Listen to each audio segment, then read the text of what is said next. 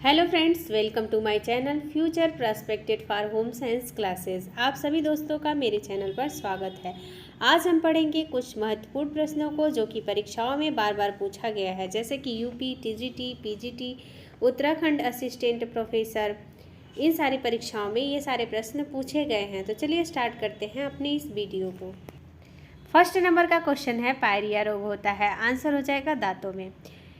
दांतों में पायरिया रोग होता है। दांतों को अगर ठीक प्रकार से सफाई न किया जाए तो पायरिया लग जाता है दांतों में। इस रोग के लग जाने के बाद मसूड़ों से खून और पस निकलता है तथा जो श्वास निकलती है वो भी दुर्गंध युक्त होती है।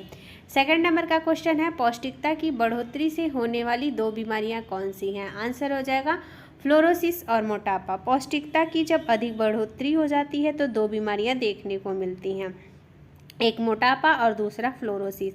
मोटापे में व्यक्ति के शरीर में वसा की मात्रा अधिक जमा हो जाती है जो एक प्रकार का रोग का कारण बनता है। फ्लोरोसिस फ्लोराइड की अधिकता से होने वाला रोग है। नेक्स्ट क्वेश्चन है, शरीर में पोषक तत्वों की कमी व अधिकता से होता है। आंसर हो जाएगा कुपोषण। कुपोषण पोषक तत्वों की कमी और अधिकता दोनों से होता है। चलिए जानते हैं कुपोषण के बारे में। शरीर में पोषक तत्वों की कमी व अधिकता से कुपोषण हो जाना। कुपोषण पोषण की वह स्थिति है जिसके कारण व्यक्ति के स्वास्थ्य गिरावट आने लगती है तथा शरीर जो होता है वो रोगग्रस्त हो जाता है। अगला क्वेश्चन है, भोजन में पौष्टिक मूल्य किस विधि से बढ़ाया जा सकता है। आंसर हो जाएगा खमीरीकरण व अंकुरण द्वारा।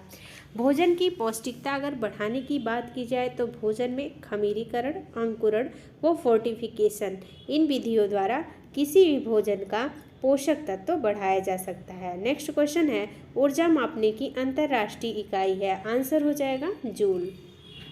नेक्स्ट क्वेश्चन है, पोषण विज्ञान के जनक कौन है। आंसर हो जाएगा लेवाइजर। एंटोनी लेवाइजर जो है पोषण विज्ञान के जनक माने जाते हैं। अगला क्वेश्चन है, सार्वजनिक स्वास्थ्य पोषण चक्र में कितने चरण होते हैं। आंसर हो जाएगा 4। सार्वजनिक स्वास्थ्य पोषण चक्र में 4 चरण होते हैं। अगला है, पोषक तत्वों का अधिकांश अवशोषण होता है। आंसर हो जाएगा छोटी आंत में। छोटी आंत में पोषक तत्वों का अधिकांश अवशोषण होता है क्योंकि छोटी आंत में उंगली के समान कई उभार होते हैं जिसे रसांकुर कहते हैं।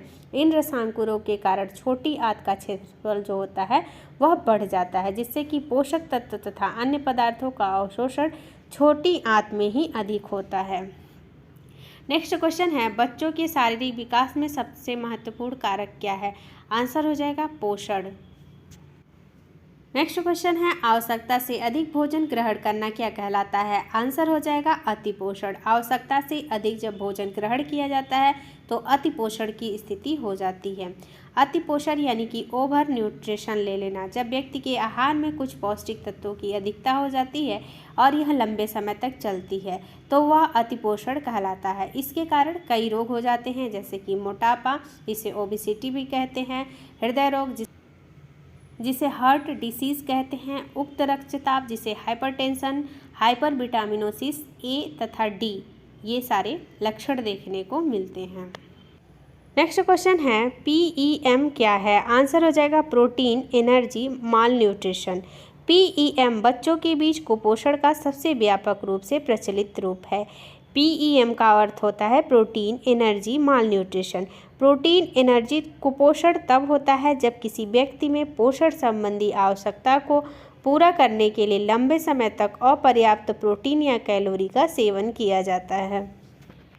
नेक्स्ट क्वेश्चन, जब भोजन सीधे नसों में दिया जाता है तो इसे कहा जाता है। आंसर हो जाएगा इसका पैरेटल पोषण।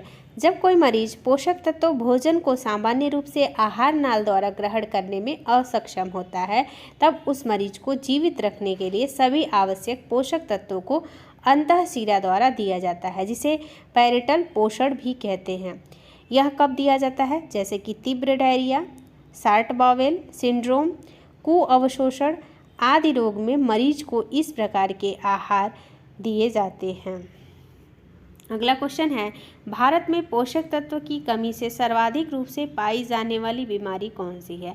आंसर हो जाएगा भारत में पोषक तत्वों की सर्वाधिक रूप से पाई जाने वाली बीमारी ऊर्जा, प्रोटीन व कुपोषण की कमी से होने वाली बीमारियां होती हैं। नेक्स्ट क्वेश्चन है, प्रोटीन और कैलोरी की कमी से होता है। आंसर हो जाएगा मैरास्मस। मैरास्मस की बात की जाए तो भोजन में प्रोटीन और कैलोरी की जब गंभीर कमी हो जाती है तो यह रोग देखने को मिलता है। यह रोग अधिकांश निर्धन वर्ग के बच्चों में देखने को मिलता है, जिनके आहार में न केवल प्रोटीन की ही कमी होती है अपितु ऊर्जा का भी अभाव रहता है। यह रोग उस परिस्थिति में हो जाता है जब माँ जल्दी जल्दी गर्भधारण करती है और 2 बच्चों में 3 साल का अंतराल नहीं रख पाती है। उस स्थिति में बच्चे का स्तनपान छुड़ाना पड़ता है, जिसके कारण बच्चे में पोषक तत्वों का अभाव हो जाता है और उसे अन्य पोषक तत्व जैसे कि दूध, अनाज, दाल, फल और सब्जी नहीं मिल पाता है। ऐसी परिस्थिति में बालक को प्रोटीन व कुपोषण से संबंधित यह बीमारी हो जाती है।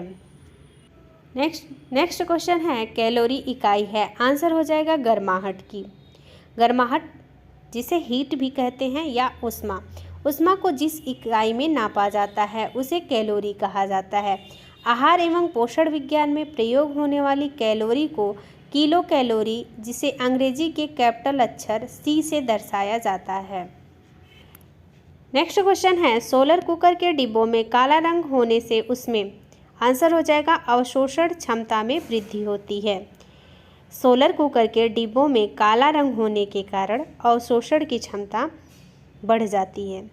सोलर कुकर एक ऐसी युक्ति है जो सूरज के प्रकाश में ऊष्मा से ऊर्जा बनाती है और ऊर्जा जो होता है वह भोजन पकाता है।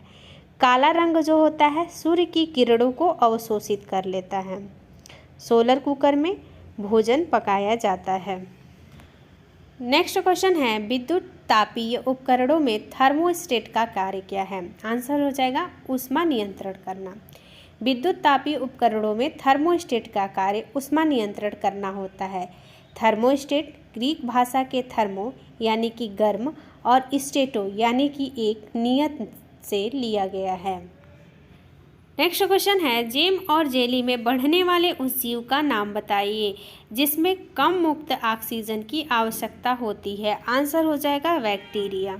चलिए जानते हैं बैक्टीरिया से संबंधित कुछ महत्वपूर्ण बातें।